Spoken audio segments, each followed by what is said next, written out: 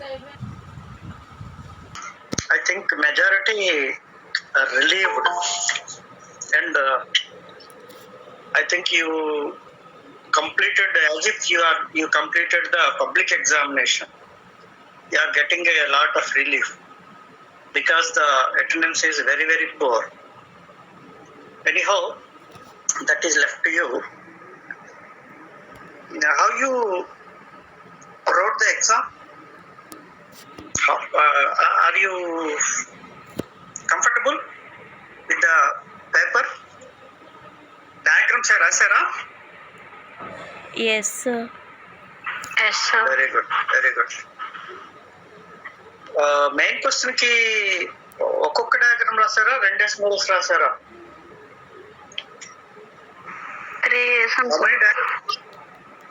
ఇది first question కి ఏం రాస్తారు? ఫస్ట్ మెయిన్ క్వశ్చన్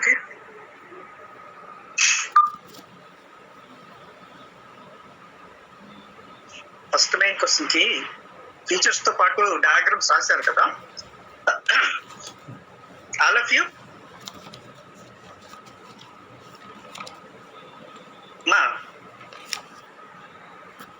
దీని ముందు క్లాస్ అయిందా?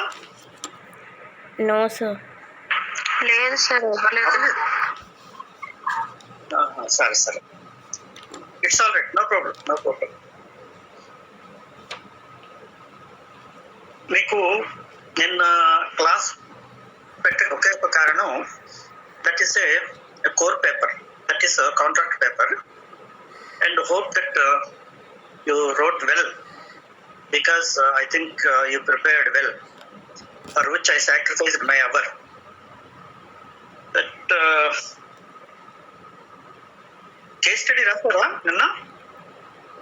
కేస్ స్టడీ అది లైవ్ కేసా లేకుంటే మామూలుగా, అంటే అలాంటి కేసు ఎప్పుడైనా మీకు క్లాస్ లో డిస్కస్ చేశారా?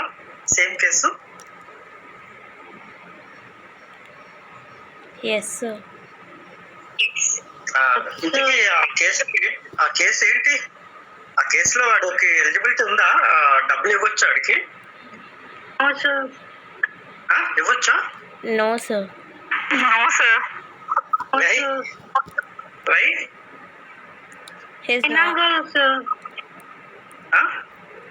మైనర్ ఐటమ్ అనే కాదు కదా, మైనర్ మేజర్ వదిలేస్తాయి. That is a general offer.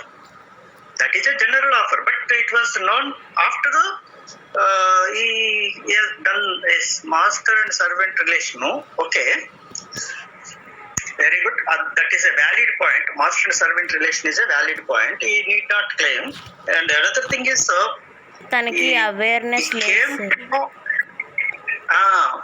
Afterwards he came to know. Okay, so very good.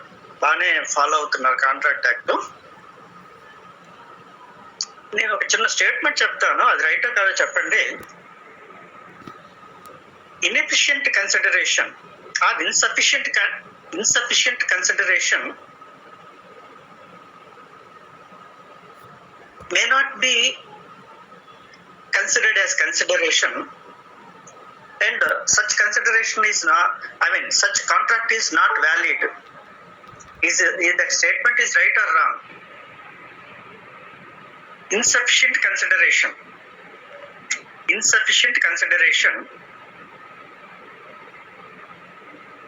does it constitute a valid contract or not?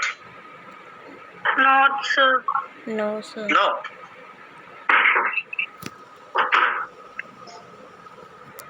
నీ దగ్గర ఒక కారు ఉంది, అది యాక్చువల్గా 10 లక్షలు, నాకు 1 lakh ఇచ్చేసావు. అది వ్యాలిడ్ కాంట్రాక్టా కాదా?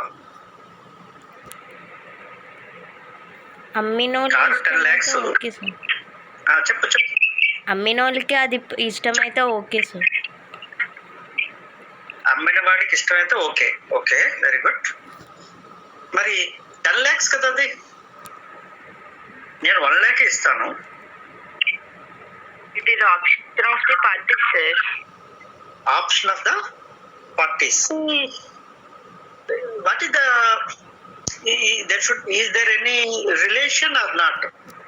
The relation is important. When the consideration is less, వాళ్ళిద్దరికి కన్సిడరేషన్ తక్కువ ఉంది కాబట్టి కానీ నేనంటే ఏదో గౌరవం మాస్టర్కెళ్ళే అని 1 lakh ఇచ్చేస్తారనమాట.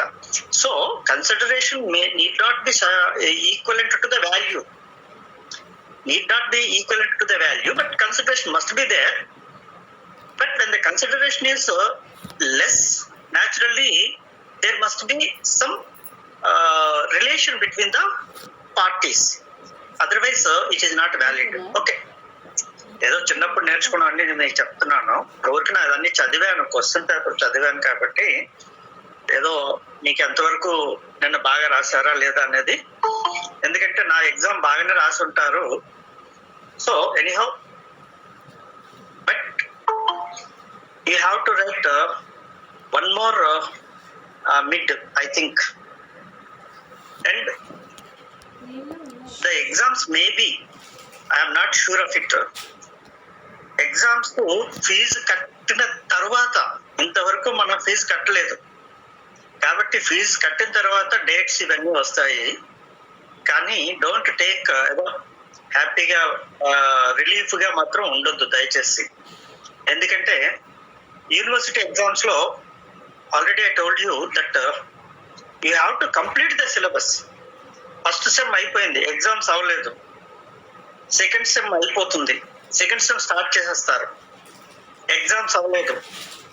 థర్డ్ సెమ్ స్టార్ట్ చేస్తారు, ఎగ్జామ్స్ అవ్వలేదు.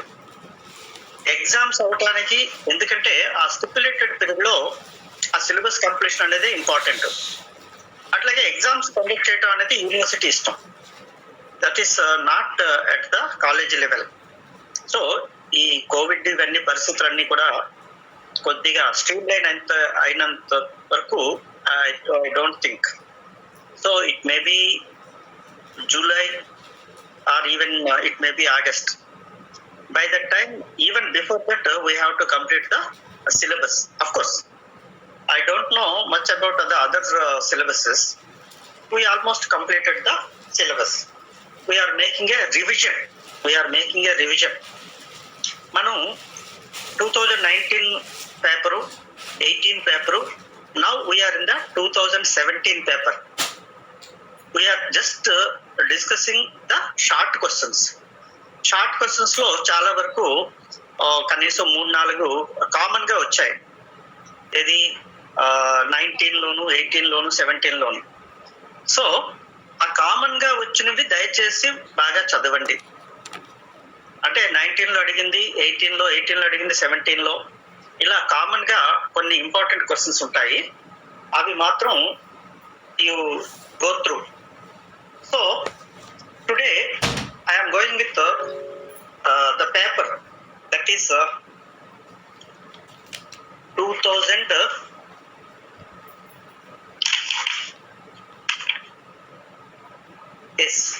2017 paper. Now just ఫార్మల్ గా కొద్దిగా, ఎందుకంటే ఈ షార్ట్ క్వశ్చన్స్ ఇంపార్టెంట్ క్వశ్చన్స్ కాబట్టి అవి కొద్దిగా డీటెయిల్డ్ గా వెళ్దాము. Analyse the features of labour market. This is of course in our last class we discussed about the importance of oligopoly market, and here we are going with analyze the features of labor market. Features of labour అంటే రాయగలం, ఎందుకంటే direct question మనకు తెలుసు, syllabus లో కూడా ఉంది. Features of labour or features of capital we can easily write. But here he asked features of labour market. Labour market లక్షణాలు చెప్పమంటున్నాడు. So there is every possibility to get a confusion. Futures రాస్తారు, చాలా మంది చేసేటటువంటి mistake ఏంటంటే futures labour అని అంతవరకు okay direct question అనుకొని రాస్తారు, but that is not right. Futures of labour market is different. So here the supply of labour market or supply of labor, whatever may be, this is not a product. ఇక్కడ మామూలుగా మన వస్తువు లేదా బజార్లో వెళ్ళి కొనుక్కునేటటువంటిది కాదు labour. We hire the him and we pay for the labour only, but not the labourer. This is the difference between the product market and factor market. కొద్దిగా అర్థం చేసుకోవటానికి ప్రయత్నం చేయండి. లేబర్ అనేది ఫ్యాక్టర్ ఆఫ్ ప్రొడక్షన్. సో వాడు ఏంటి supply చేస్తాడు? లేబర్ని సప్లై చేస్తాడు. Labourer will supply the labour. శ్రామికుడు శ్రమని సప్లై చేస్తాడు. సో శ్రామికుడు ఫ్యాక్టర్, వాడు సప్లై చేసేది శ్రమ. అయితే వీ కెనాట్ సపరేట్ హిమ్. ఏది లేబరర్ నుంచి సపరేట్ చేయలేం. మన ఏదైనా ఒక వస్తువు అయితే మన వస్తువు వాడి దగ్గరికి వెళ్ళిపోతుంది, వాటి డబ్బులు మన దగ్గరికి వస్తాయి. ఇక్కడ అలా కాదు. Labour should come personally and deliver the service. అంటే వాడే ప్రత్యక్షంగా వచ్చి మన దగ్గర పని చేయాలి. వాడికి మనం డబ్బులు ఇస్తాం. అక్కడ వాడు చేసిన పనికి డబ్బులు ఇస్తాం తప్ప వాడిని మనం కొనుక్కోవట్లేదు. It is not a slavery. Slavery is different.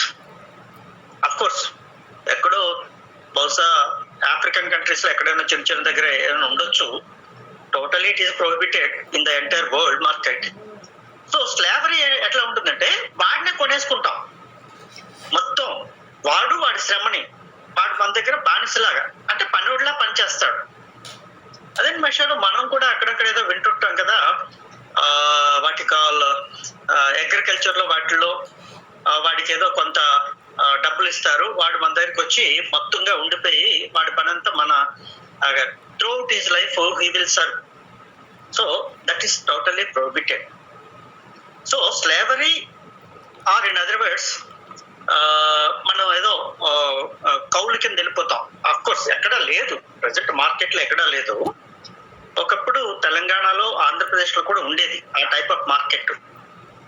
అంటే వాడు మన దగ్గరికి వచ్చేస్తాడు, వాడి జీవితాంతం మన దగ్గరే కష్టపడి పనిచేస్తుంటాడు. But in the present days the supply of labour is inelastic. Labour market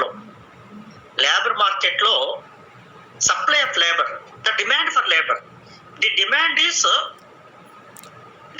for labour is market గురించి చెప్పేటప్పుడు మనం ఎప్పుడు మార్కెట్ గురించి చెప్పేటప్పుడు ఏం చెప్తున్నాం?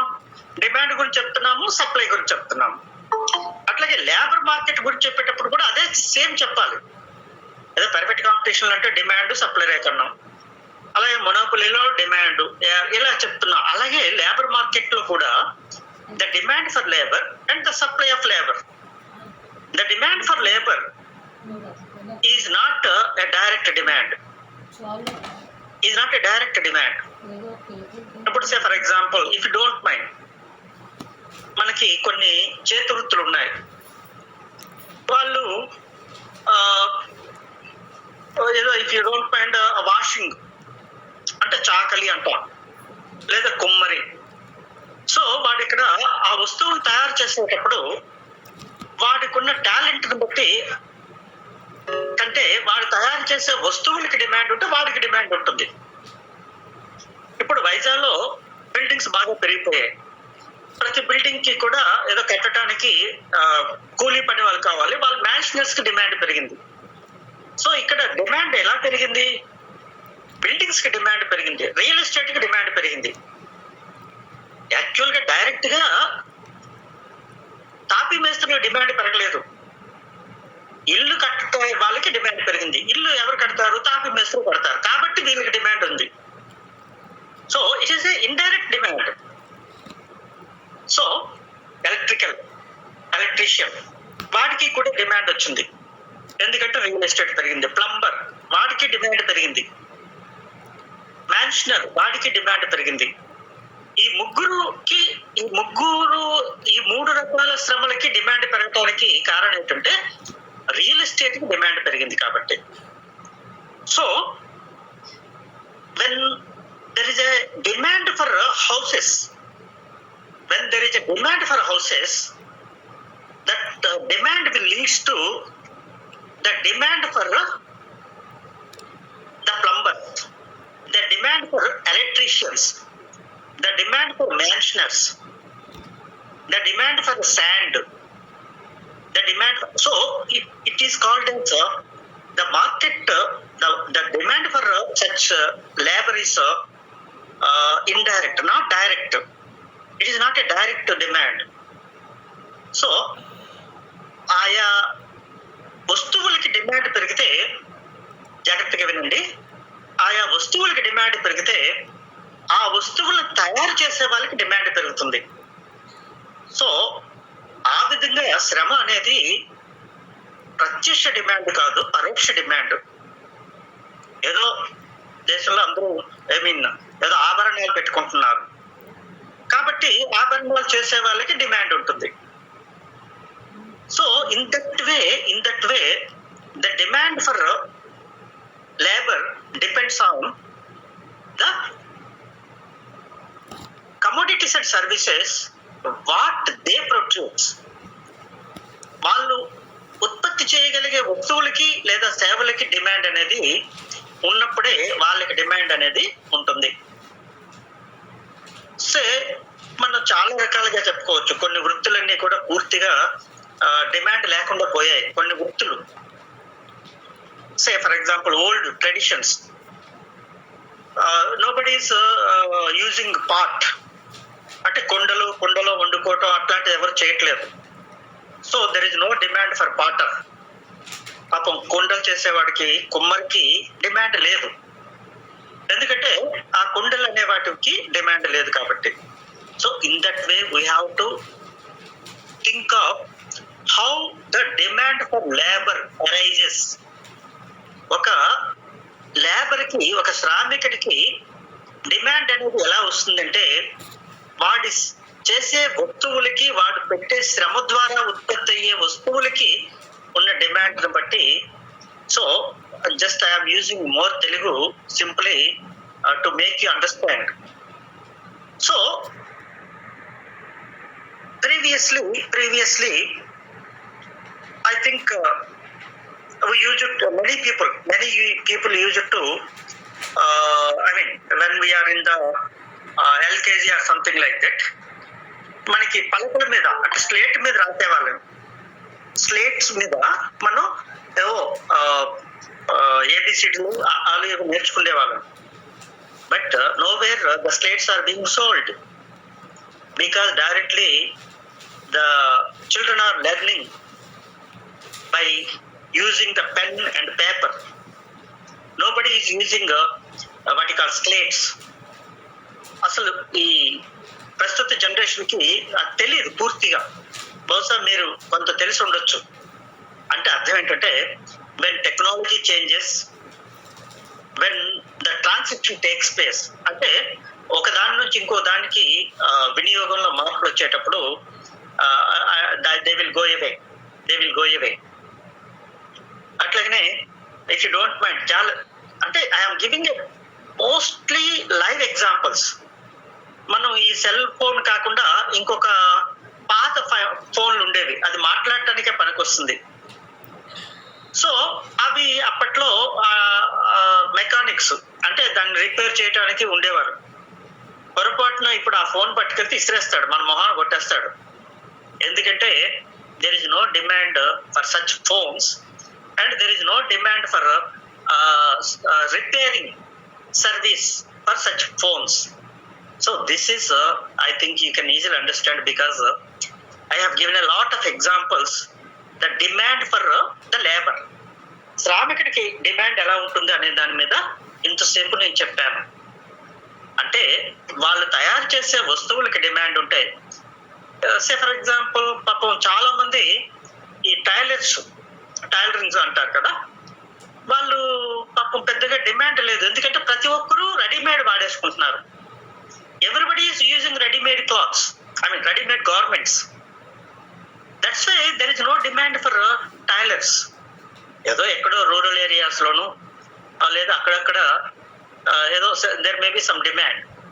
But here the fashion, the tradition or the culture or the transition, because of all these things the demand will go అవే.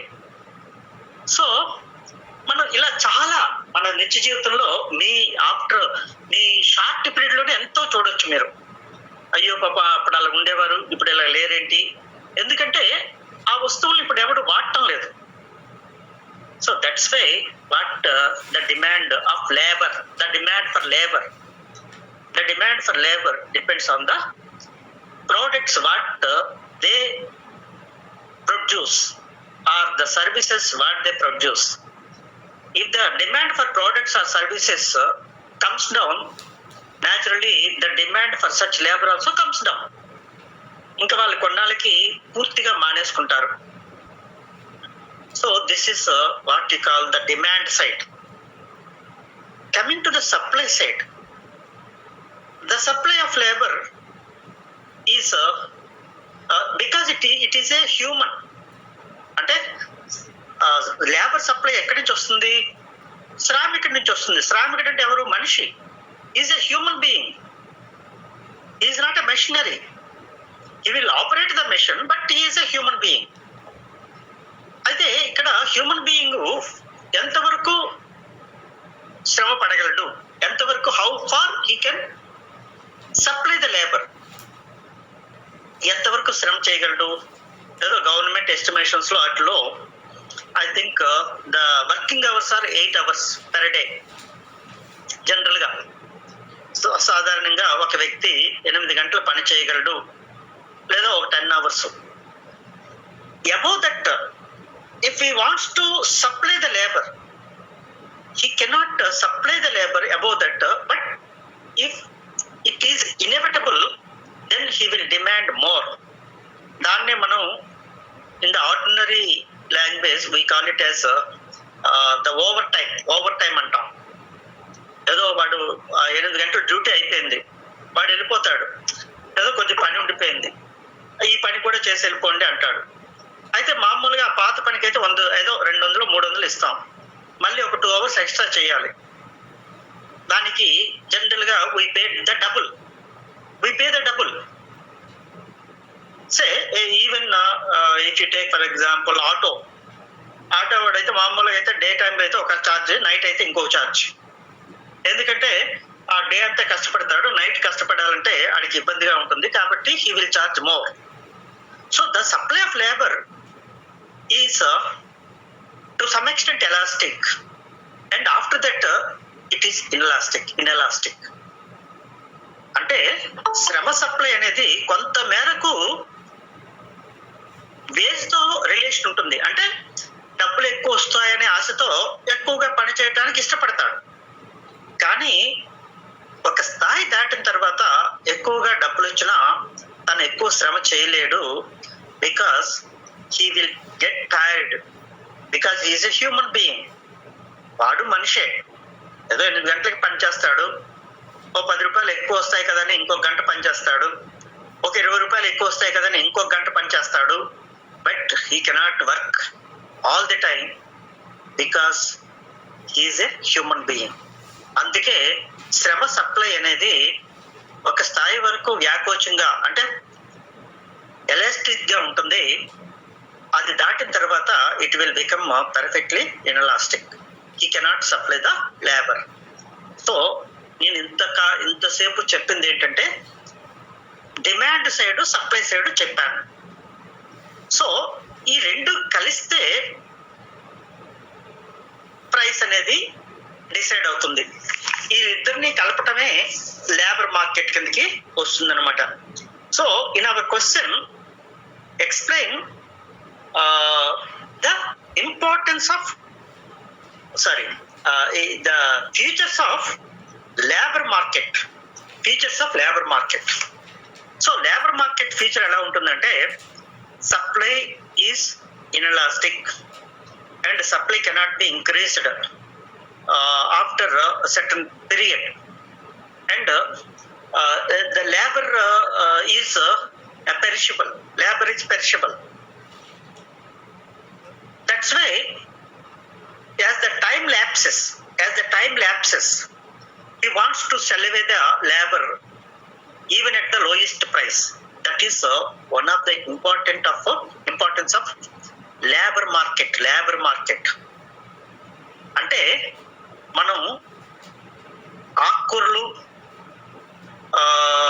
అంటే పాడైపోయే వస్తువులు ఏవైనా ఉంటాయి, త్వరగా పాడైపోయే వస్తువులు ఏవైనా ఉంటే ఏదో ఎంతకో కంటికి అమ్మేస్తాం. ఇప్పుడు ఏదో ఆకుకూరలు ఉంటాయి, వాడు ఉదయాన్నే వస్తాడు, ఏదో 10 రూపాయలకి 5 అంటాడు, ఒక గంట పోయిన తర్వాత వస్తాడు 6 అంటాడు, 12 అయిపోద్ది, 10 రూపాయలకి 10 అంటాడు. ఎందుకని? పాడైపోతాయి కాబట్టి ఎంతకో కంతకే అమ్మేసి వెళ్ళిపోవాలనేది వాడి ఆశ. శ్రామికుడు కూడా అంతే, శ్రమ కూడా అంతే. Because labor is perishable, if there is no demand for the labor within the stipulated period, then he wants to sell away the labor whatever may be the price, because labor is perishable. అక్కడ ఆడు ఏదో 10 రూపాయలైనా వస్తున్నాయి, ఓ 10 గంటలు పోయినా నేను అలాగే ఇవ్వను, 5 ఇస్తానని కూర్చున్నాడు అనుకుందాం, ఎవడు కొనడు, చివరికి అది పాడైపోతాయి, ఎక్కడో రోడ్డు మీద పడి వెళ్ళిపోవాలి.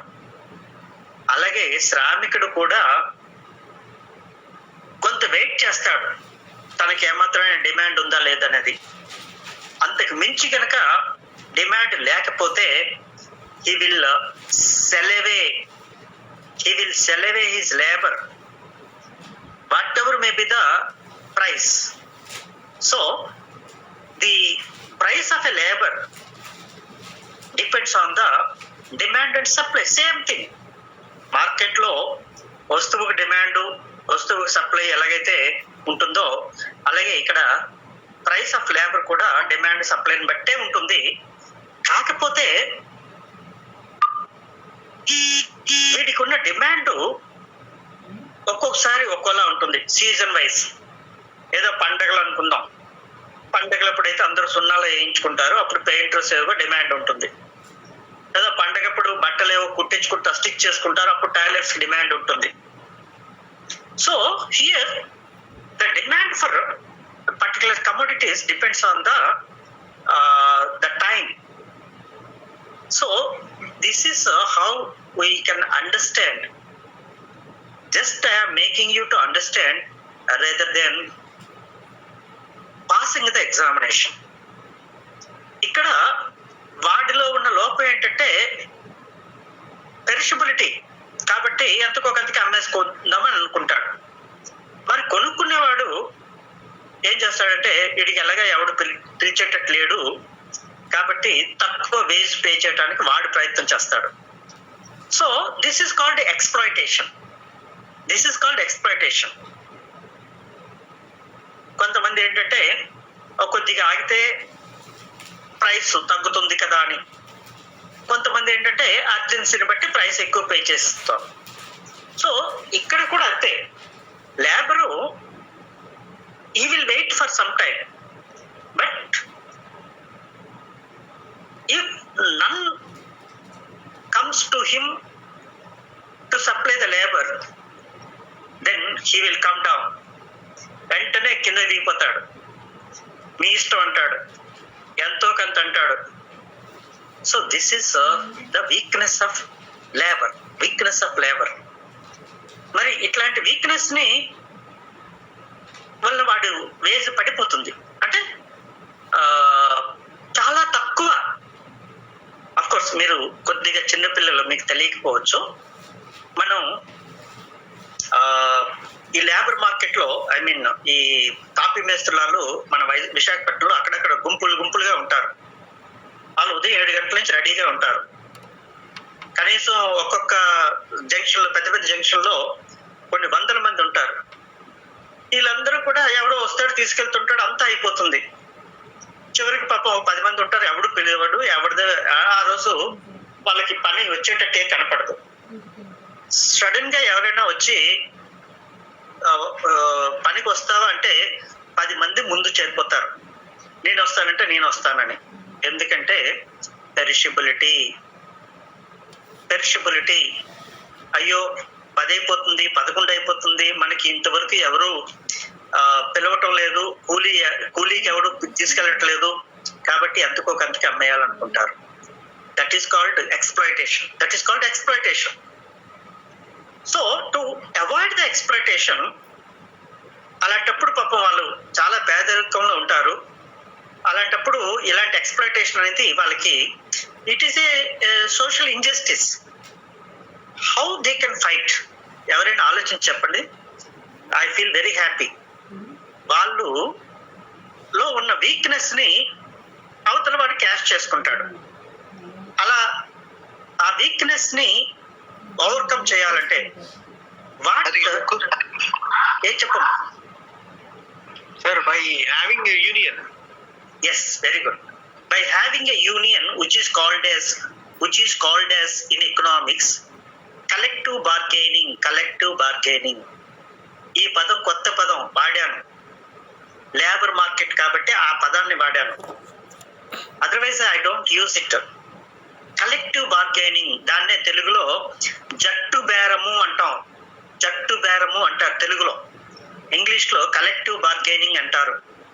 అది ఎందుకు వచ్చిందంటే లేబర్ ని ఎక్స్ప్లాయిట్ చేయకుండా ఉండటం కోసం అందరూ కలిసి ఒక సంఘంగా, ఒక యూనియన్ గా, ఆన్ వన్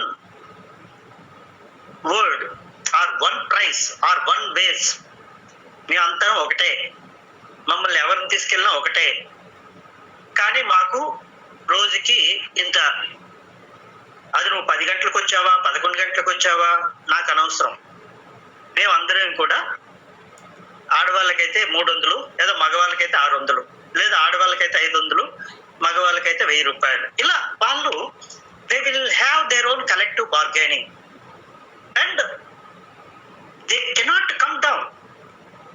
ఆ కలెక్టివ్ బార్గెన్ లో ఉన్న గొప్పతనం ఏంటంటే ఎవరు కూడా అంతకంటే తక్కువ వెళ్ళకూడదు. వాళ్ళకి ఒక కట్టుబాటు ఉంటుంది, ఒక యూనియన్ ఉంటుంది. పొరపాటున ఎవరైనా వెళ్తే వాళ్ళని మరుసటి రోజు ఆ యూనియన్ లోంచి బయటికి తోసేస్తారు, అక్కడికి అసలు రానివ్వరు వాళ్ళు. So this is how they can protect from exploitation because labour is perishable. అంటే శ్రామికుడు యొక్క శ్రమ త్వరగా నాశనం అయిపోతుంది కాబట్టి అలా నాశనం అయిపోతున్న శ్రమని అవతల వాడు దోపిడీ చేయకుండా ఉండటం కోసం the labour market will use the collective bargaining power. అంటే జట్టు బేరం ద్వారా తమ యొక్క వేతనాన్ని పెంచుకోవటానికి ప్రయత్నం చేస్తారనమాట. So this is vertical labour market. ఇదంతా ఎందుకంటే ఇదంతా చట్టం లోపలికే, లా కిందకే వస్తుంది. లేబర్ యాక్ట్స్ ఉన్నాయి. There are many labour acts. Agriculture కి మినిమం వేజెస్ ఉన్నాయి, ఇండస్ట్రీలో మినిమం వేజెస్ ఉన్నాయి, తర్వాత సేమ్ వర్క్ సేమ్ పే, ఆడవాళ్ళకి ఎక్కువ మగవాళ్ళకి తక్కువ, అలాంటి ఏది కూడా ఇక్కడ ఉండకూడదు. లేబర్ యాక్ట్స్ లో factories act is there, minimum wages act is there, working conditions, so many because to protect the labour market. ఎందుకంటే especially in India the supply of labor is very high, unemployment is very high. In such a case the law is the need of the day. అలాంటప్పుడు చట్టం కనుక వాళ్ళకి వాళ్ళ హక్కు కాదు, it is not a right rather to say, it is for the social justice, it is for the social welfare. వాడి సంక్షేమం కోసం తప్ప ఏదో మనం అవతల వాడి మీద మనం ఫైటింగ్ చేయట్లేదు. వాడు నువ్వు ఎక్స్ప్లాయిట్ చేయకుండా, వాడికి ఏదో నీకెవడు దిక్కులేడు, నేను ఇచ్చింది నువ్వు పట్టుకెళ్ళాలి అనే పరిస్థితి రాకుండా ఉండటం కోసమే ఈ చట్టాలన్నీ కూడా ఉన్నాయన్నమాట. Of course in spite of that there may be some exploitation, but I think today we learnt a new concept, totally a new concept, that is under the labor market labor will get their the minimum wages or whatever may be through collective bargaining. I think definitely you can remember the word like collective bargaining. జట్టు బేరము తెలుగులో, మనకి తెలుగు అనవసరం కూడా. It so collectively they will bargain. మేము 10 మంది ఉన్నాం, కానీ మీ ఇష్టమే, మీరు ఎవరు రమ్మంటే వాళ్ళే వస్తాం, కానీ మేమందరం ఒకటే, మాకు ఏదో 500 రూపాయలు, ఎందుకంటే మేము ఎవరు తక్కువ రాం. అలా కాకుండా ఎవరికి వాడు విడిపోయాడు అనుకుందాం, ఒకడు నాకు ఏది లేదు కదా అని ఇంకోటి 400 అంటాడు, అయితే ఇంకోటి 300 అంటాడు. So it is not wrong, but generally sometimes there may be a reverse thing. మనం ప్రతిదీ కూడా ఒకే నాణ్యానికి 2 బొమ్మ బరుసులు ఉన్నట్టుగా 2 అట్నుంచి ఇట్టించట్టు కూడా చూడొచ్చు. చాలా దగ్గర, ముఖ్యంగా విశాఖపట్నంలో మనం ఈ కలెక్టివ్ బార్గెనింగ్ లో వాడు మనల్ని ఎక్స్ప్లాయిట్ చేస్తాడు. It is very PT.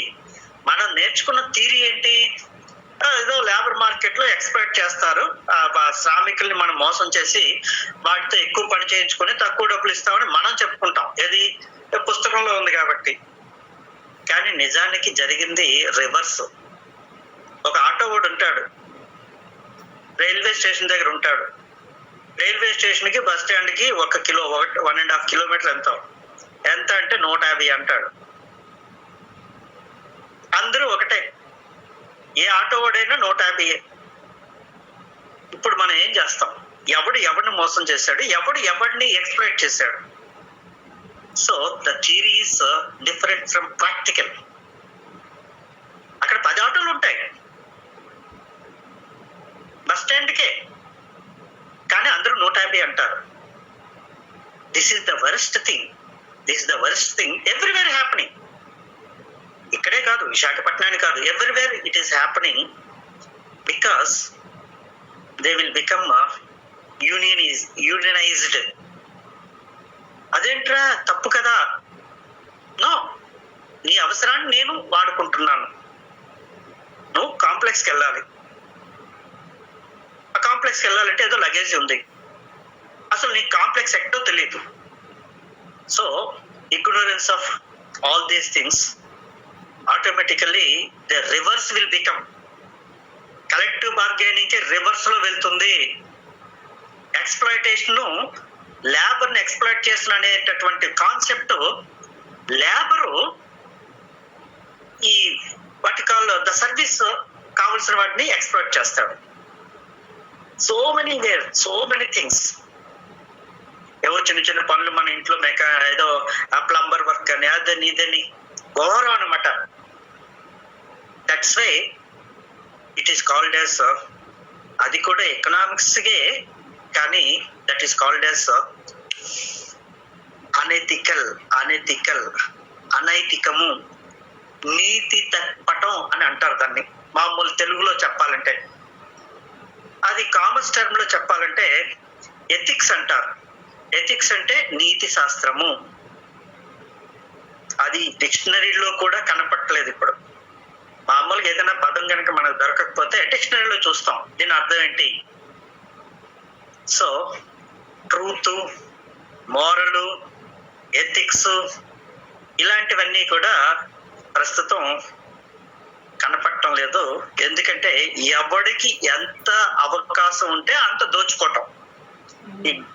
ఏదో so called collective bargaining, the exploitation, the supply of labour, perfectly inelastic, ఇవన్నీ పుస్తకాల్లో చదువుకోవడానికి, పరీక్షల్లో రాయటానికి, పాస్ అవటానికే తప్ప నిత్య జీవితంలో ఇదంతా కూడా ఇంకోలా ఉంటుంది.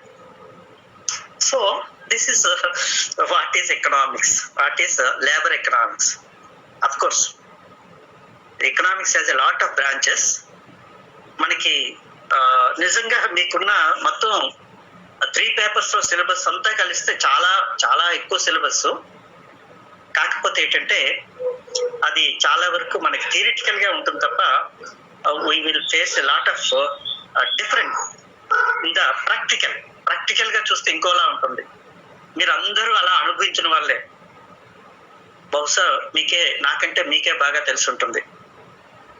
So this is what is labour market. చూడటానికి చిన్న కాన్సెప్ట్ లా అనిపించిన ఇందులో ఇంత సబ్జెక్ట్ ఉంది. Okay, thank you. ఇంకొక కాన్సెప్ట్ కి వెళ్ళటానికి టైము 10 నిమిషాలే ఉంది. వద్దులేండి, సరదాగా ఈరోజు ఒక కొత్త కాన్సెప్ట్ గురించి నేర్చుకున్నాం, అదే చాలు. ఆ తృప్తి మనకి మిగిలిపోవాలి. జనరల్ గా ఒక మంచి పుష్టికరమైనటువంటి మంచి భోజనం చేసిన తర్వాత ఇంకేది కూడా తినబుద్ధి కాదు. అలాగే today we have a good very good practical discussion on the labour market. General గా మనం being a student of economics we support labour because పాపం వాడు ఏదో అందరూ ప్రతి ఒక్కరూ కూడా we support labour. But labor is not supporting the people. Labor is not supporting the people. ఆడు మనకి ఇక్కడ లేబర్ దీంట్లో టైం వేజ్ క్వాంటిటీని బట్టి, అంటే కాలాన్ని బట్టి పనిని బట్టి వేతనం అనేది చెప్తుంటాం. లేబర్ మార్కెట్ లో వేజ్ ఎలా పే చేస్తాం అంటే టైంని బట్టి పే చేస్తాం, లేకంటే వర్క్ ని బట్టి పే చేస్తాం. But in the market they are different. ఇప్పుడు వాడు ఎఫిషియన్సీ భలే మారిపోతుంది ఒకేసారి. టైం వేజ్ అంటే ఒక రోజులో చేయాల్సిన పని వారం రోజుల్లో చేస్తాడు. అదే పీస్ వేజ్ అంటే వారం రోజుల్లో చేయాల్సిన పని ఒక రోజులో చేసుకెళ్ళిపోతాడు. ఏదో ఈ రూమ్ కి పెయింట్ వేయాలంటే రోజుకి నాకు 1000 రూపాయలండి అని అంటాడు. ఎన్ని రోజులు చేస్తాడంటే 10 రోజులు పడుతుంది అంటాడు. పోనీ మనం ఏమనుకుంటాం, సరే 10 రోజులు అన్నాడు, పోనీ 5000 చెయ్యంటే ఒక రోజులో చేసుకెళ్ళిపోతాడు. This is the dirtiest thing what is happening only in India. This is how the labour market is totally unorganised, unethical, totally unethical market. Labor market is totally unethical market. Labor is totally unorganized market. ఆడేమనుకుంటాడు, వీడి దగ్గర ఒక రోజు పని చేస్తాం, రేపు ఇంకోటి దగ్గర పని చేస్తాం, ఈ ఒక రోజు వీటిని మోసం చేసి పట్టుకుపోతాం, రేపు ఇంకొకటి మోసం చేస్తాం. So this is the dirtiest thing that what is taking place as far as. Solution ఉందా సార్? సొల్యూషన్ అంటే ఎథిక్సే. ప్రతి ఒక్కరు నైతికంగా అయ్యో కూడా క్యాపింగ్ పెడితే సరిపోతుంది కదా sir? there are certain things, there are certain acts, but we are not following it. వాడు ఎంత అడగాలి, ఇప్పుడు ఆటో రిక్షా వాడికి ఇక్కడ నుంచి ఇంత అడగాలని ఏదో పోలీసులు ఏదో లిస్ట్ పెడతాడు, వాడు follow అవ్వడు. He will not follow the act, he will not follow the rules and regulations. Yes sir. One must be moral, one must carry the moral value, one must carry the ethical value. ఆ రెండు ఉంటే everything will be perfect. ఎప్పుడు ఎవరికి ఏమీ చెప్పక్కర్లేదు. I don't know much about Kerala, but many people say that నువ్వు ఎవరికి auto ఎక్కేటప్పుడు బేరం ఆడక్కర్లా, వాడికి ఏదో 10 రూపాయలు ఇంత మినిమం 1 కిలోమీటర్కి 2 కిలో అన్ని ఎవ్రీథింగ్ ఈజ్ ఓకే. మీటర్ పెట్టేసుకుంటాం, వాడు మనకి చెప్పక్కర్లేదు, మనం వాడికి చెప్పక్కర్లేదు, బార్గెన్ చేయక్కర్లేదు, happy. But labour does not agree. So this is really we will feel very difficult situation. చాలా చిరాకు అనిపిస్తుంటుంది అనమాట. మరి అందుకే కదా ఇప్పుడు మనం సోకాల్డ్ ఓబర్ అని, ఈ కారు, ఈ ఆటోలు, ఇవి అబౌట్ పర్ఫెక్ట్ గా మీటర్ ఎంత చూపిస్తుందో అంత తీసుకుంటాడు. ఎయిర్పోర్ట్కి వస్తానంటే వస్తానంటాడు, ఎంతంటే 500 అంటాడు. ఇక్కడ నుంచి విజయవాడ వెళ్ళటానికి 2000 ఎంతో, కానీ ఇంటి దగ్గర నుంచి ఎయిర్పోర్ట్కి వెళ్ళడానికి 500 అడుగుతాడు. వాట్ ఈస్ ఇది ఎనీ ఎథికల్? నిజమేనంటే పాప వాడికి ఆ డీజిల్ ఎంత అవుతుంది, 2 లీటర్లు ఏదో ఎంతో 200 రూపాయలు. మరి వాడికి డిప్రిషియేషన్ వాడి ఏదో 100 రూపాయలు. So this is what they can think of.